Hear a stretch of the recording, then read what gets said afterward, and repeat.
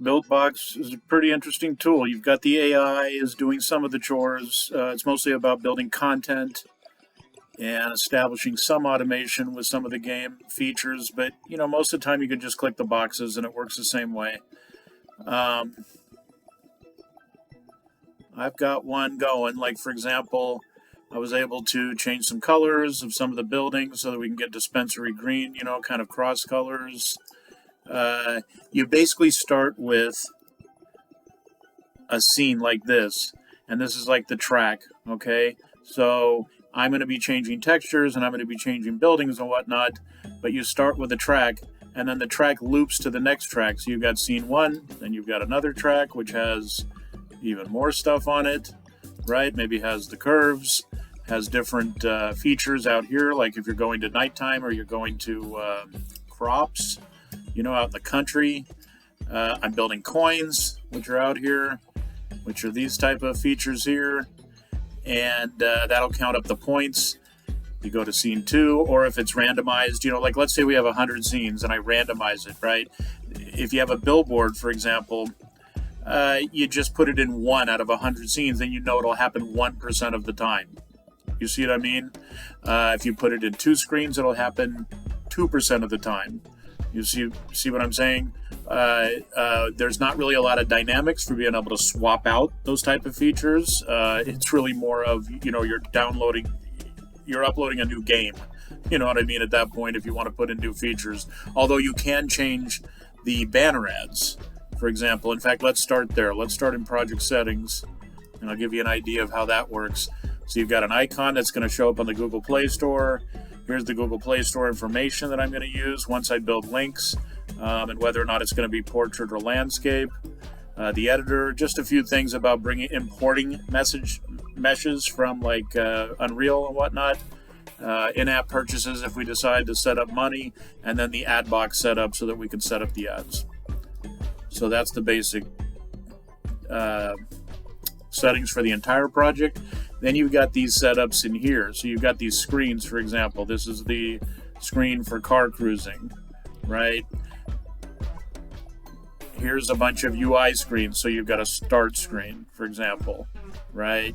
You've got a game over setup, right? So you can go in there and you can set up the game over arrangement. You've got one for the actual 3D world, which is just counting the points in this case, but we can do other things to it. This is basically the HUD, the heads-up display, right?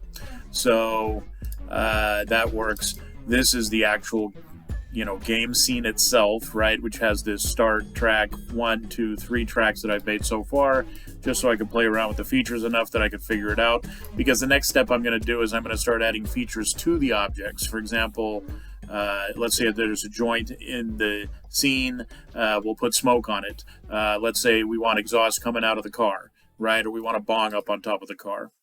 So then you get into this idea of setting up attributes like gravity, colors, things like fog.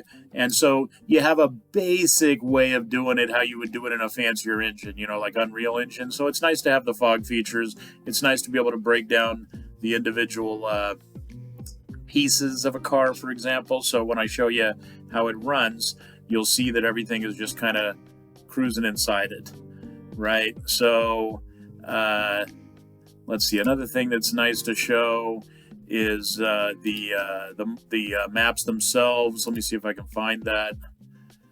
I think I have to edit. Let's see if I can figure that out. Like, let me go into just an individual piece. So this is a point, okay? For example, so down here, and notice I'm moving the camera, so it's a right mouse click and I'm just moving the camera. I can get down here, I can click on a point, and then I can go in to change that point's attributes over here is the idea. Like I'm changing it to set up with physics, I'm setting its position. I can also tell it to move. This is where I put in the logic of adding points and rotating it if I'm going to spin it, like a normal reward coin. If I get to the map itself, there are nodes that tell the point what to do. For example, if I went to the car, this is the main vehicle, right?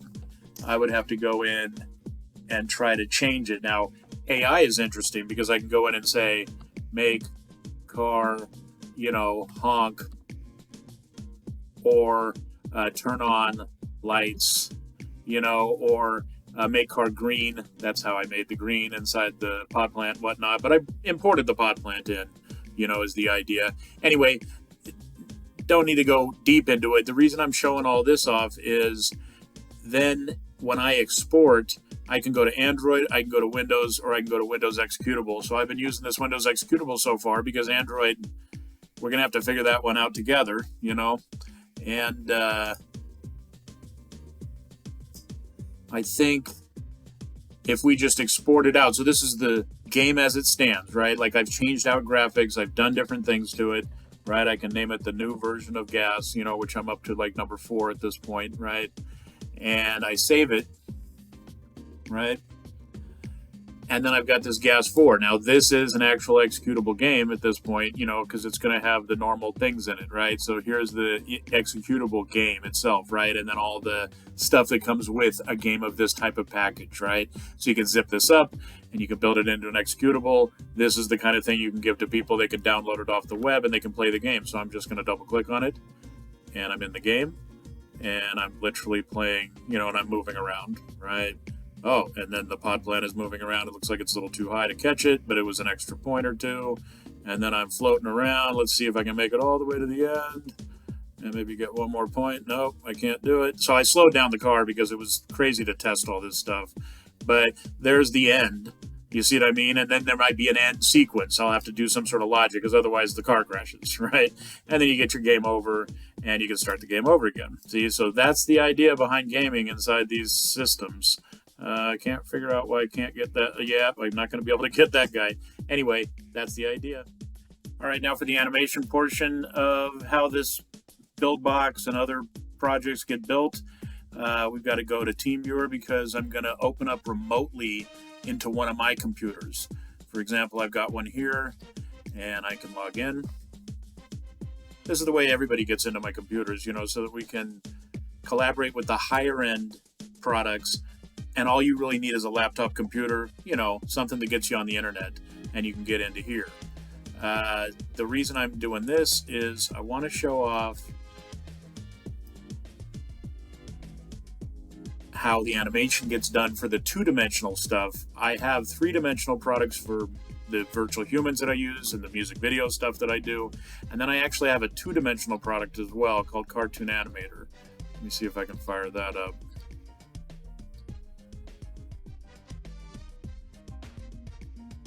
Here it comes. So this one is jazzy because you can make image sequences inside this 2-dimensional deal that work inside the BuildBox video game product. They basically will flip the animation in little pieces. So for example, if I have a smoke item, let's see if I can find something that's smoke related. See, I have animation, I've got props. I've got all kinds of different kinds of props. Here's an interesting looking one. I'll just drag it over just to see what it does. Maybe make it a little bit bigger. And then click on play and see it does something inside the viewport, right? And the idea behind it is that I would then record this, explosion, right, into the system, export it with images sequenced out to be working in the BuildBox, and we've got what we need. For example, I can put exhaust on the back of the car inside BuildBox, something like that, right? So the idea is that I can get in here and I can do stuff like this. I can even go in and get my actors, that they call them actors when we're putting these characters inside the videos, that I can animate these based on using my iPhone to make the mouth move. I can use 3D objects that are in my 3D stuff. I can then transfer those movements and those looks from the 3D objects onto the two-dimensional objects. So most of it is pretty automated, pretty good stuff. And then you got this little character, who's sitting in the scene, but I haven't moved him anywhere, right? There's the idea behind the animation.